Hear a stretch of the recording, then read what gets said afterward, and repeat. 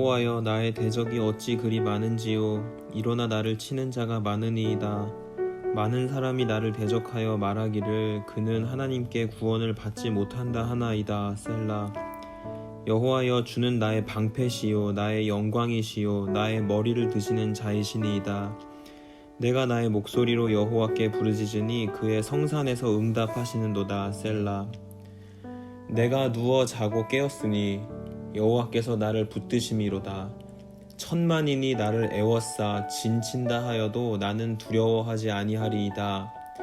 여호와여, 일어나소서. 나의 하나님이여, 나를 구원하소서. 주께서 나의 모든 원수의 뺨을 치시며 악인의 이를 꺾으셨나이다. 구원은 여호와께 있사오니 주의 복을 주의 백성에게 내리소서. 셀라.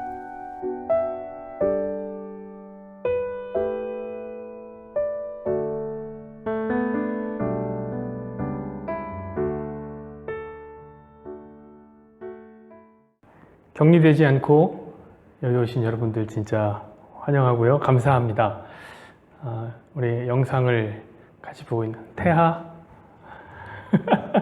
우리 원희 집사님이 읽어주신 이 말씀 시편 3편 전문의 말씀입니다. 이 말씀으로 한가한 낮잠을 자야 할 때라는 제목으로 드디어 요한복음을 끝내고 시편의 말씀을 함께 나누기를 원합니다. 오늘날의 참상을 저에게 말하라고 한다면 저는 누가 적인지 모르는 점에 있다고 생각합니다. 제가 예비군 훈련을 갔을 때 비가 오면 참 좋았습니다. 비가 오면은 이제 야외에서 훈련을 안 해요. 이제 실내에서 들어가서 교육으로 대체하게 됩니다. 그때 주로 이제 뭘 하냐면 대적관에 대한 공부를 하기 시작하는 것이죠. 말 그대로 우리의 대적이 적이 누구이냐 이런 것들을 계속 공부하는 겁니다. 우리 정치 쪽에서도 많이 나오는 거죠. 우리 주적은 누구인가 이런 거 공부하는 거예요.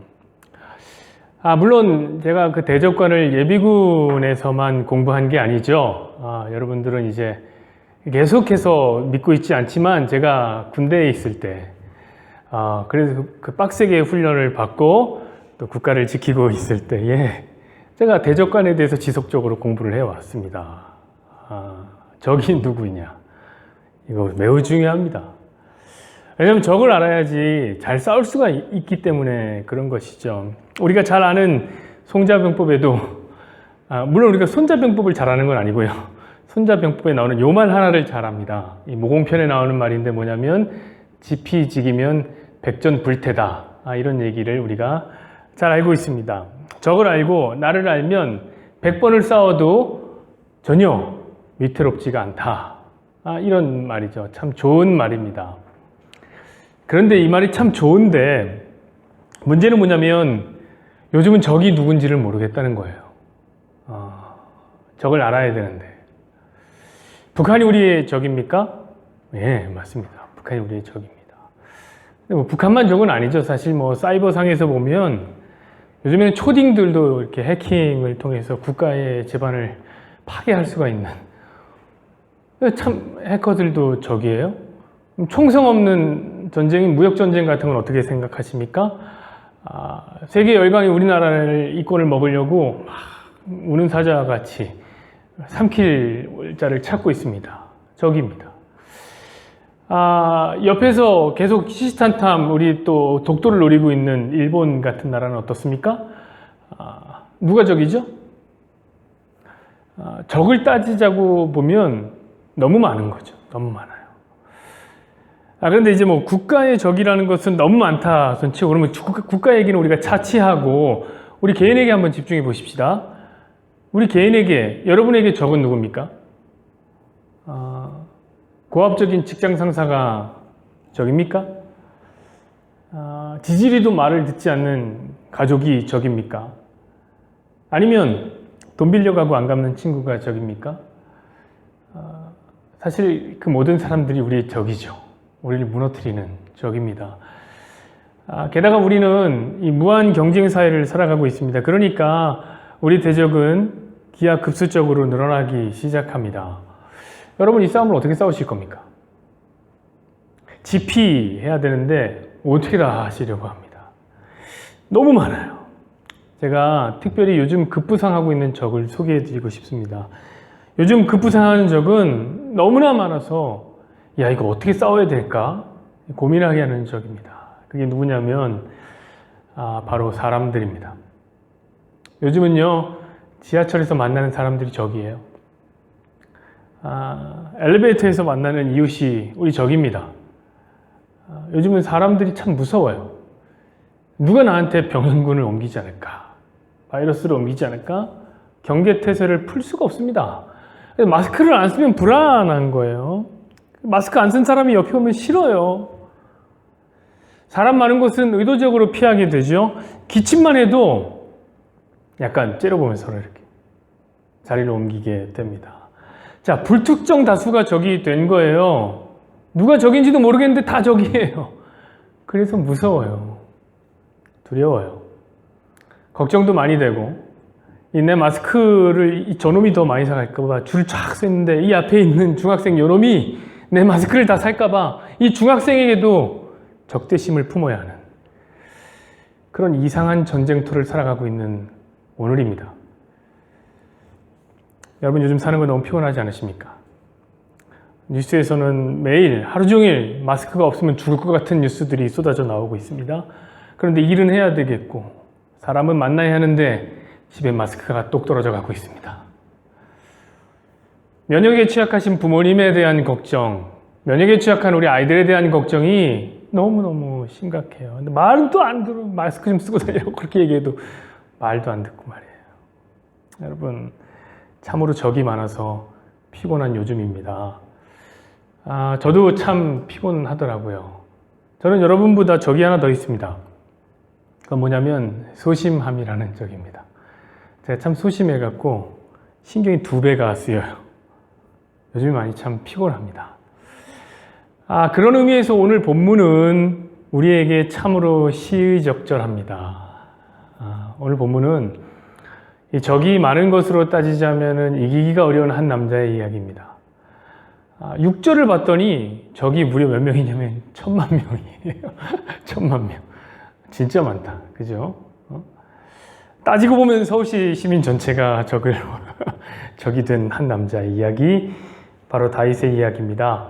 저는 그의 이야기가 오늘 사는 우리에게 큰 울림을 제공하기를 원합니다. 그래서 요즘 같은 상황에도, 그래요, 다음 주에도 여전히 어려울 테지만 한가롭게 나른한 낮잠을 잘 수 있는 우리가 되기를 소망합니다. 우리 1절 말씀을 한번 보시죠.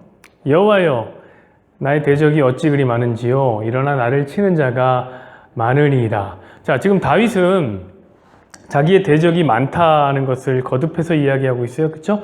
나의 대적이 어찌 그리 많은지요. 일어나 나를 치는 자가 많으니이다. 지금 이거는 반복법이에요.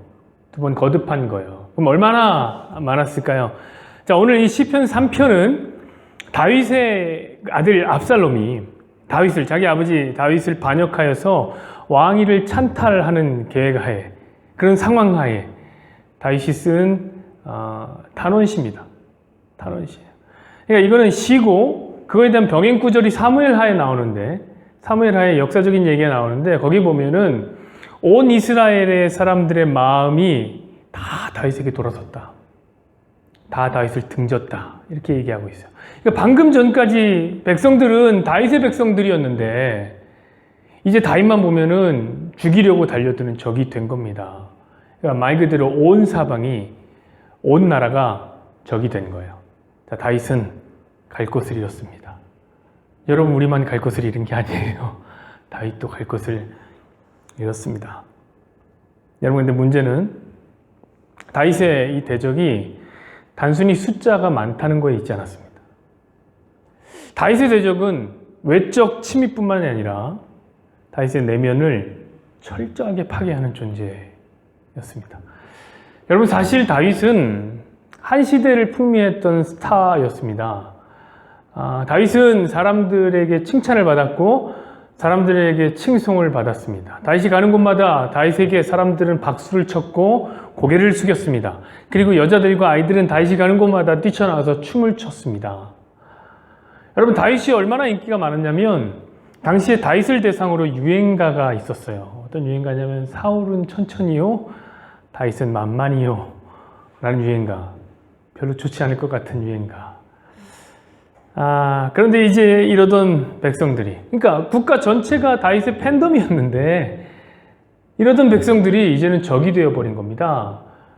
그 상실감은 얼마나 클까? 여러분, 가끔 우리가 연예인들을 보게 됩니다. 그들이 인기가 떨어질 때 자기 자신에게 행하는 그런 극단적인 선택을 보면 여러분 어떤 생각이 듭니까? 굳이 저렇게까지 해야 될 필요가 있을까? 그렇지 않아도 돈도 많고 여전히 팬들도 많은데 저와 같은 이제 범부들, 듣보잡들은 그런 게 이제 이해가 안 가요. 어떤 연예인 그런 얘기를 하더라고요. 자기가 인기가 떨어지니까 세상 모든 사람들이 자기를 저주하는 적처럼 보였대요. 여러분, 다윗의 눈에 사람들은 어떻게 보였을까요? 다윗의 눈에. 다윗의 마음이 참 어려웠을 것 같다는 생각이 듭니다. 그런데 실제로 다윗을 저주하는 사건이 있었습니다. 사무엘하 16장 5절에서 8절 보시죠. 다윗 왕이 바후림의 이름에 거기서 사울의 친족 한 사람이 나오니 게라의 아들이요 이름은 시므이라. 그가 나오면서 계속하여 저주하고 또 다윗과 다윗 왕이 모든 신하들을 향하여 돌을 던지니 그때에 모든 백성과 용사들은 다 다윗의 좌우에 있었더라. 시므이가 저주하는 가운데 이와 같이 말하니라. 피를 흘린 자여 사악한 자여 가거라 가거라. 사울의 족속의 모든 피를 여호와께서 내게로 돌리셨도다. 그를 이어서 내가 왕이 되었으나 여호와께서 나라를 내 아들 압살롬의 손에 넘기셨도다. 보라, 너는 피를 흘린 자이므로 화를 자초하였느니라 하는지라. 자, 시므이라는 사람이 딱 나오는 거예요. 그가 지금 이제 다윗 왕이 아들을 피해서 궁을 빠져나오고 있는데 다윗 왕을 향해서 돌을 던지면서 그 면전을 향해서 저주를 하고 욕을 퍼붓기 시작합니다. 여러분, 거기에는 백성들도 있었고 왕을 호위하는 무사들도 있었어요. 여러분, 사람들 앞에서 욕먹는 거예요. 이게 진짜 좀 수치스러운 일이죠. 게다가 왕이었는데. 근데 여러분, 성경이 말하기를 이 시므이를 설명하는데 뭐라고 설명하냐면 사울의 친족이라고 설명하고 있습니다. 여러분, 사울은 어떤 사람이에요? 사울은 다윗 직전의 왕이었어요. 그러니까 그의 친족이다. 그럼 그 사람은 패족이에요. 여러분, 왕이 바뀌면요, 보통 이전의 왕의 친족들은 몰살을 당합니다. 그쵸? 왜죠? 나중에 이제 세력을 규합해갖고 반란을 일으킬까봐 그게 무서워서 다 죽이는 거예요. 자, 그런데 지금 시므이는 살아있어요.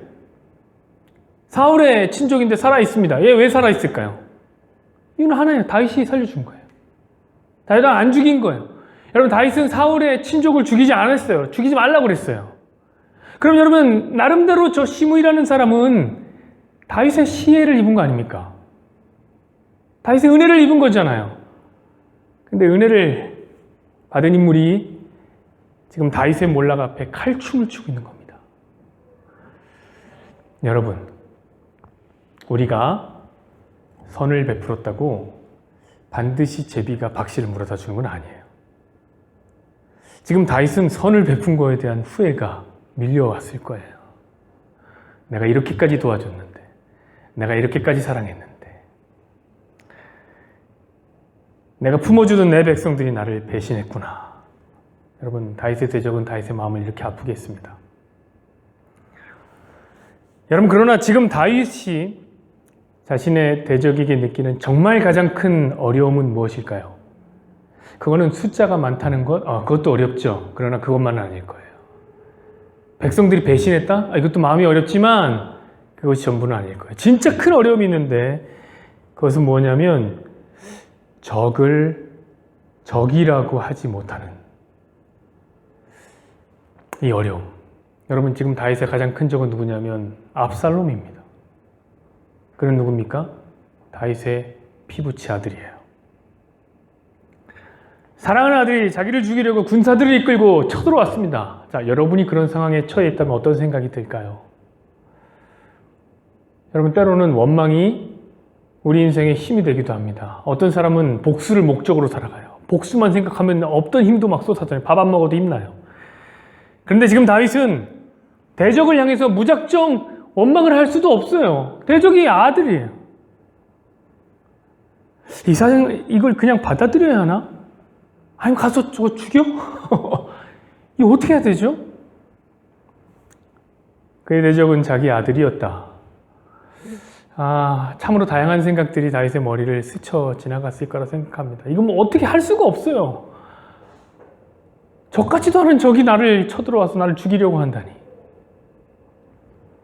여러분, 이렇게 어려울 때 그가 매달릴 수 있는 분이 누굽니까? 그렇습니다.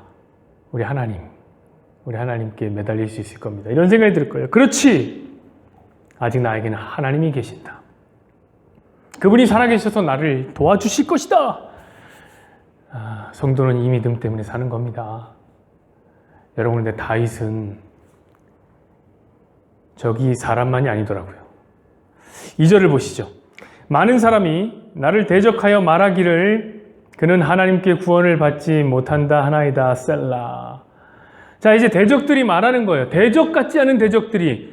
자, 외부 사람이 아니에요. 이방인이 아니에요. 같이 하나님을 믿는 이스라엘 사람들이 그를 향해서 선포하는 겁니다. 너는 하나님께 버림을 받았어.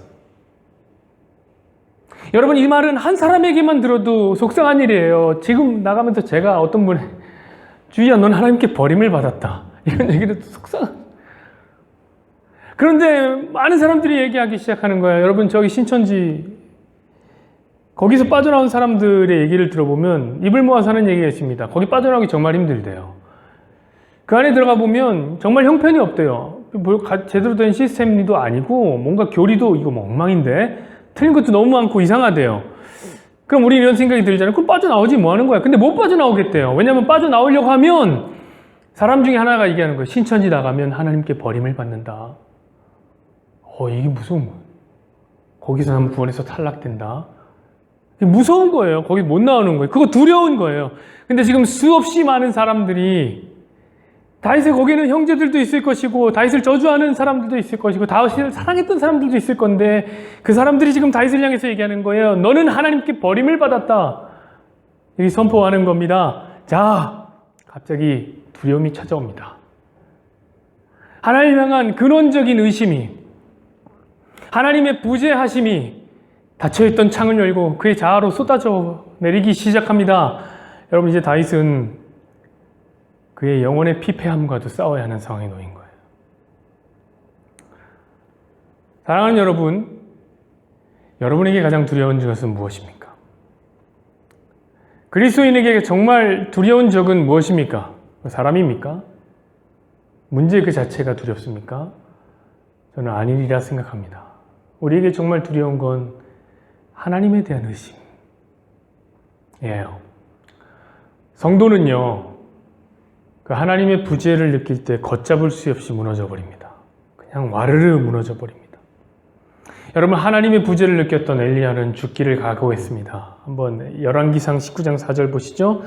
자기 자신은 광야로 들어가 하룻길쯤 가서 한 로뎀나무 아래 앉아서 자기가 죽기를 원하여 이르되 여호와여, 넉넉하오니 지금 내 생명을 거두시옵소서. 나는 내 조상들보다 낫지 못하니이다 하고. 보세요, 하나님의 부재를 느꼈던 엘리야는 죽고 싶었습니다. 하나님의 부재 속에서 아내의 죽음을 맞이했던 C.S. 루이스라는 사람은 이런 기도를 했습니다. 이렇게 기도했어요. 면전에서 꽝 하고 닫히는 문, 안에서 빗장을 지르고 또 지르는 소리, 그리고 나서는 침묵, 또 한 번 거절됐음을 느낍니다. 그때는 돌아서는 게 낫다. 오래 기다릴수록 침묵만 뼈저리게 느낄 뿐 창문에는 불빛 한 점 없다. 빈집인지도 모른다. 애초에 누가 살고 있기나 했던가. 기도 봐요. 우리 기도, 하나님 도와주세요. 이게 전부인데 면전에서 꽝 닫히는 문. C.S. 루이스는 기도도 멋있게 합니다. 여러분, 하나님의 부재를 경험한 성도는 이와 같이 밀려오는 절망과 맞서 뼈저리게 싸워야 됩니다. 침묵으로 말씀하시는 하나님이라는 책을 쓴 피트 그리그라는 사람이 있습니다. 이 사람은 하나님의 침묵을 온몸으로 경험한 사람인데요. 그의 아내가 있었는데 사랑하는 아내가 병에 걸립니다. 머릿속에 오렌지만한 종양이 발견된 거예요. 그래서 수술을 하게 됩니다. 근데 수술이 잘 됐어요. 근데 수술 후유증으로 그만 아내가 강력한 경련을 하게 됩니다.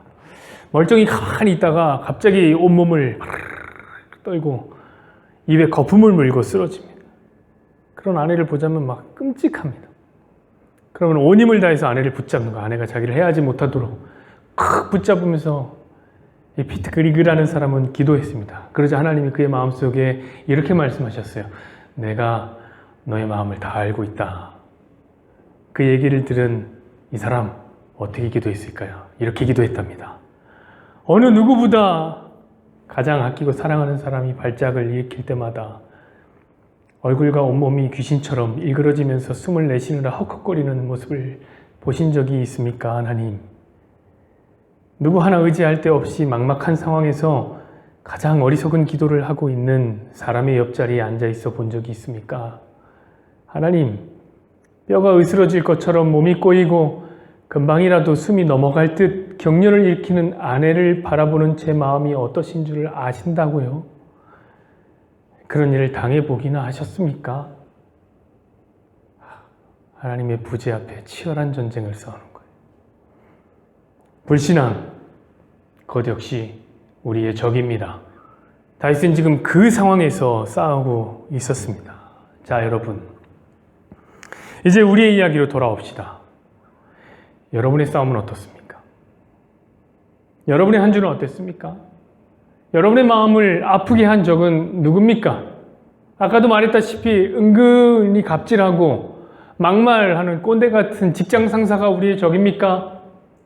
물론 우리 구집사님 같은 경우는 말 안 듣는 직원이 적이겠지요.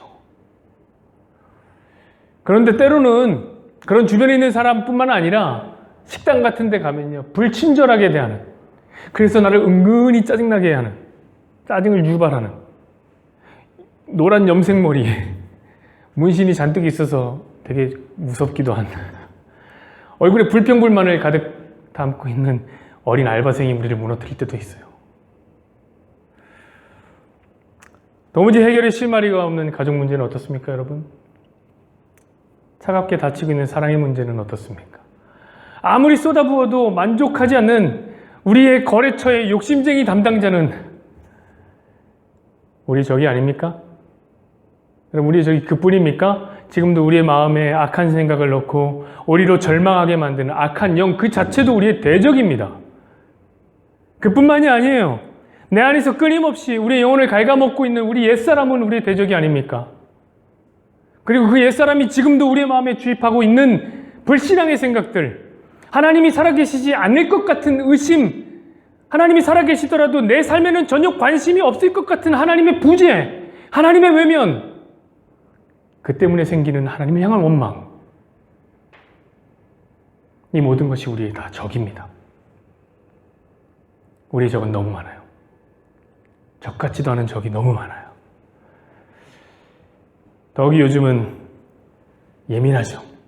길을 갖다 스치는 사람들도 다 나를 무너뜨리는 적입니다. 아침에 기도 많이 하고 성경 보고 은혜 받고 우연히 스치는 피부 접촉에 아침부터 원망의 마음이 불러 일으켜집니다.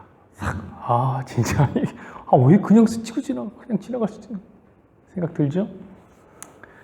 그럴 때면 진짜 쉰내 나는 시큼한 우리의 상한 마음의 냄새가 우리에게 확 올라오잖아요. 속상하죠.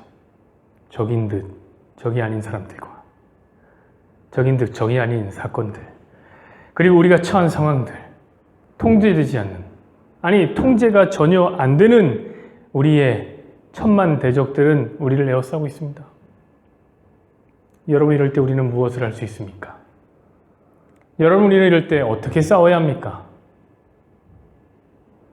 저는요, 예배밖에 없다고 생각해요. 오늘 본문에서 다윗에게 배울 수 있는 것은 예배하는 마음뿐입니다. 오늘 본문은 그저 다윗의 상황을 나열한 역사책이 아니에요. 제가 처음에도 말씀드렸다시피 본문은 시예요. 본문은 노래예요. 이 말은 뭐냐면 지금 다윗은 하나님께 예배를 드리고 있는 중이고 하나님께 예배를 드리는 중 가운데 부른 노래였다는 거예요. 그러니까 이 본문 자체가 예배 상황이에요. 자, 여러분, 이제 예배가 가져오는 반전을 한번 보시길 바랍니다. 3절부터 8절의 말씀입니다. 여호와여, 주는 나의 방패시요 나의 영광이시요 나의 머리를 드시는 자신이다. 내가 나의 목소리로 여호와께 부르짖으니 그의 성산에서 응답하시리로다. 셀라. 내가 누워 자고 있었으니 깨었으니 여호와께서 나를 붙드심이로다. 천만인이 나를 애워싸 진친다 하여도 나는 두려워하지 아니하리이다. 여호와여 일어나소서. 나의 하나님이여 나를 구원하소서. 주께서 나의 모든 원수의 뺨을 치시며 악인의 일을 꺾으셨나이다. 구원은 여호와께 있사오니 주의 복을 주의 백성에게 내리소서. 셀라. 여러분, 이것이 바로 예배가 바꾼 풍경이에요. 여러분, 여기서 나오는 셀라는 음악용어인데, 음악용어. 노래하다가 모르겠어요. 이게 뭔지 모릅니다. 아직 이게 쉬라는 말인지 질질 끌라는 얘기인지 좋다는 얘기인지 추임새인지 잘 모르겠습니다. 근데 아직 남아있는 거죠. 그러니까 이건 지금 예외 중이라는 거예요. 여러분, 1절과 2절에서 드러난 상황은 여전해요. 그러나 다윗의 마음은 완전히 바뀌었어요. 여전히 많은 대적이 지금도 칼을 멋대로 휘두르고 있습니다. 저주의 화살을 마구 쏟아대고 있습니다. 그건 두려운 일이 맞아요. 그러나 여러분, 예배는 알게 한다는 거죠. 무엇을 알게 합니까? 여호와가 나의 방패라는 사실을 알게 하는 겁니다. 여러분, 그러면 되는 거예요. 제가 어릴 적에 상도동에 살았는데 그때 이제 김영삼 대통령의 집을 지키는 전경들이 생각납니다. 제가 대통령이랑 비슷한 데 살았습니다. 전투경찰들을 보면 크고 튼튼한 방패를 갖고 있는데 어린 마음에 저 방패 하나 있으면 어떤 싸움에도 지지 않을 것 같은 마음이 들었습니다.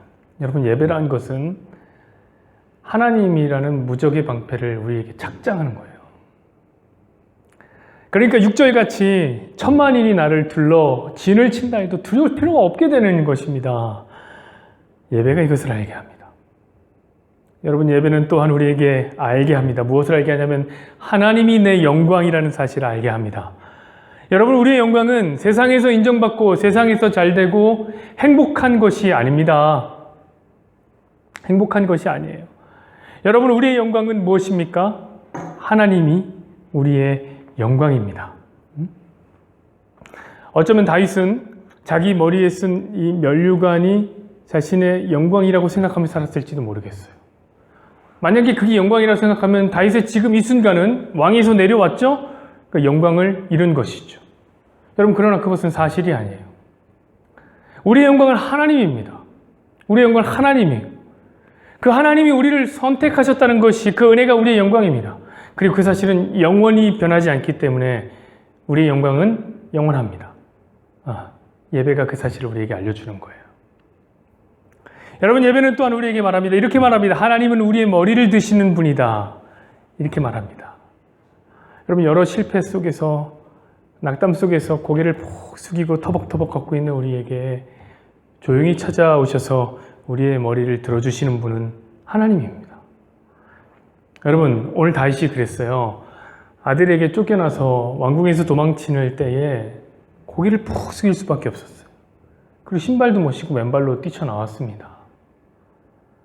그는 왕위에서 쫓겨난 자였고 자식 농사를 실패한 죄인이었고 사람들에게 버림을 받은 사람들입니다. 그래서 머리를 푹 숙이고 도망갔다는 거예요. 여러분, 머리를 숙인다는 것은 어떤 의미가 있냐면 죄인이라는 의미예요. 머리를 숙인다는 건 어떤 의미냐면은 사람들에게 버려졌다는, 외면당했다는 거예요. 머리를 숙인다는 것은 어떤 의미냐면은 지위에서 상실했다는 거예요. 그래서 머리를 숙이고 도망간 거예요. 그럼 반대죠. 성경에서 머리를 들어준다는 표현은 뭘까요? 그 반대예요. 죄를 사해준다는 뜻이 머리를 들어준다는 표현이고, 지위에 회복해준다는 것이 머리를 든다는 것이고, 너를 용납해주겠다는 것이 머리를 들어주는 겁니다. 자, 다윗이 예배를 드릴 때 하나님은 그의 머리를 싹 들어주셨습니다. 하나님은 그의 지혜를 회복하셨고 그의 죄를 사하여 주셨고 그를 용납해 주셨습니다. 여러분, 우리 역시 예배를 드릴 때 머리를 들어주시는 하나님을 경험하게 될 겁니다. 하나님이 우리의 죄를 사하여 주시고 너 내 아들이다. 하나님의 아들의 지혜를 회복시켜 주시고 우리가 어떤 상황에 놓여 있더라도, 어떤 처절한 상황에 놓여 있더라도 우리를 용납한다는 사실을 알게 될 겁니다. 마지막으로 예배는 우리에게 이렇게 알게 합니다. 우리의 구원이 하나님의 손에만 달려있다는 사실을 알게 합니다. 여러분, 오해하지 마세요. 우리가 예배 드렸기 때문에 구원을 받았다는 말이 아니에요. 인가가 거기 있지 않아요? 우리가 예배 드릴 때 알게 된다는 거예요. 구원이 주님 앞에 있구나. 구원의 주권이 하나님에게 있구나. 이 사실을 알게 됩니다. 우리 보좌 앞에 모였네. 왜 모였어요? 369 하려고 모인 거 아니고 예배 드리려고 모인 거죠. 예배를 드릴 때 뭐가 알게 됩니까? 구원하심이 보좌에 앉으신 우리 하나님과 어린 양께 있도다. 이건 예배 드릴 때 알게 되는 사실입니다.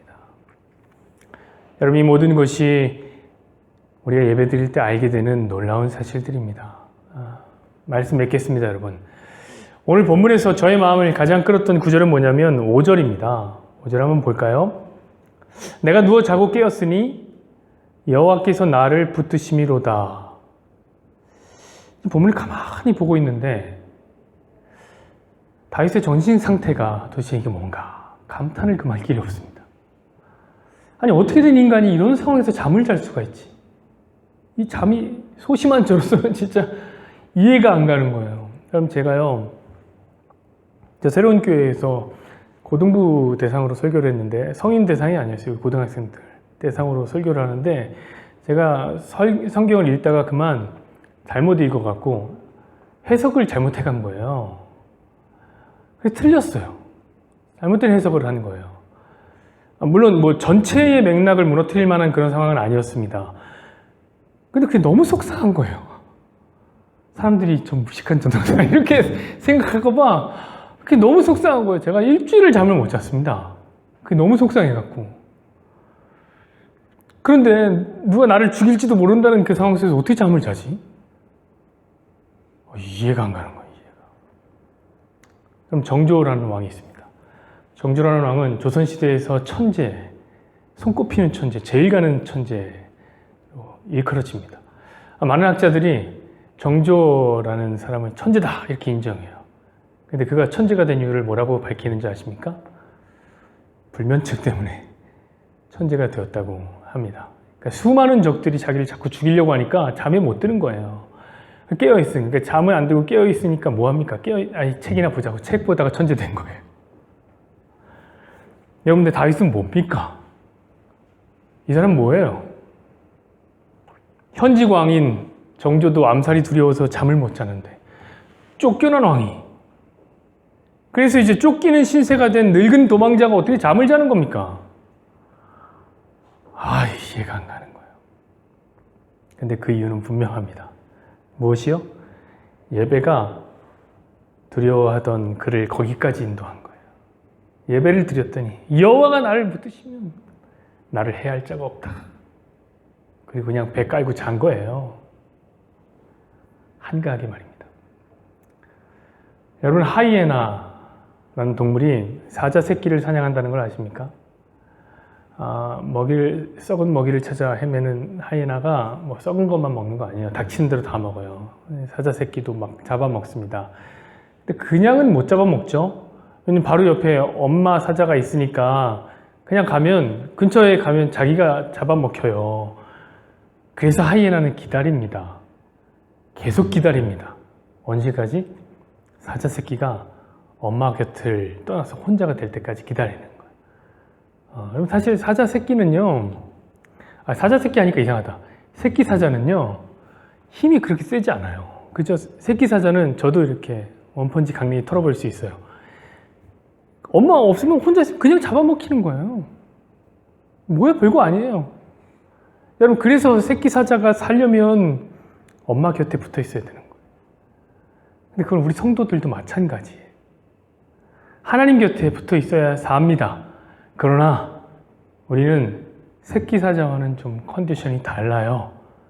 왜냐하면 우리 하나님은 우리를 절대로 혼자 두시는 법이 없기 때문에 그래요. 엄마 사자는 새끼 사자를 혼자 내팽겨둘지 모르지만 하나님은 우리를 절대로 혼자 두지 않습니다. 로마서 8장 38절에서 39절 보시죠.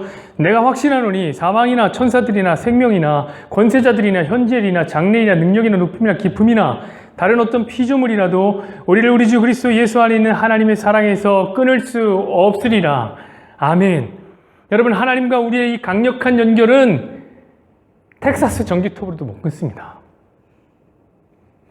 그래서 그냥 아무 때나 배 깔고 아무 때나 어디서나 낮잠 자면 되는 거예요. 근데 문제는 뭐냐면 성도가 그 사실을 자꾸 잊어버리는 거예요. 건망증 말이에요. 하나님이 나와 함께 하신다. 하나님과 나는 끊어질 수 없다. 하나님은 일하신다. 그 하나님은 전능하시다. 그 하나님이 바로 내 아버지시다. 이 분명하고 단순한 사실을 자꾸 잊어버리는 거예요. 그래서 어미 사자가 바로 옆에 있는데도 불면증에 걸리는 불쌍한 어린 사자와 같이 우리가 돼버린 거예요. 그래서 1시간마다 일어나서 주위원을 살피는 거예요. 엄마 옆에 있는데 적들의 동태를 살피느라 늘 서서 자는 말처럼 계속 도망갈 준비하고 있어요. 여러분 기억하십시오. 신앙의 건망증은 신앙의 불면증을 반드시 가져옵니다. 사랑하는 여러분, 그래서 예배가 있는 겁니다. 예배는 우리로 하여금 엄마가 옆에 있다는 사실을 알게 합니다.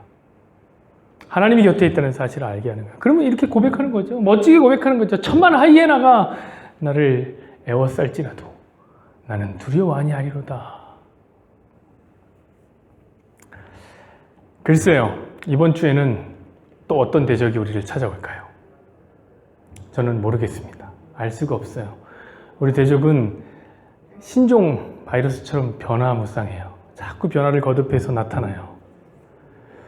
그래도 예배를 드리면서 좀 한가한 낮잠을 자보면 어떨까 생각합니다. 때마침 우리 교회에서 다음 주부터 새벽 예배를 시작합니다. 여러분 오해하시면 안 되는 게 제가 홍보 때문에 설교를 한 게 아니에요. 설교를 하다 보니 홍보가 되어버린 거예요. 다음 주부터 저희가 예배를 시작합니다. 새벽과 아침 사이 6시 반에 6시 반 예배라는 이름으로 라이브 예배를 드립니다. 많이 들어와서 참석해 주시고 은혜 받고 가시면 됩니다. 코로나 때문에 집에 계실 일도 많을 테니까 예배 잘 드리시고 새벽에 못 일어나면 그 다음날 또 제가 유튜브에 업로드를 하겠습니다. 그냥 배 깔고 이렇게 한가하게 한번 자는 시간이 있었으면 좋겠습니다. 여러분 지금은 아무리 생각해도 하나님 안에서 한가한 낮잠을 자야 할 때인 것 같습니다. 주 사랑이 나를 숨쉬게 세상 그 어떤 어려움 속에도 주 은혜로 나를 돌보시며 세상 끝날까지 지켜주시네.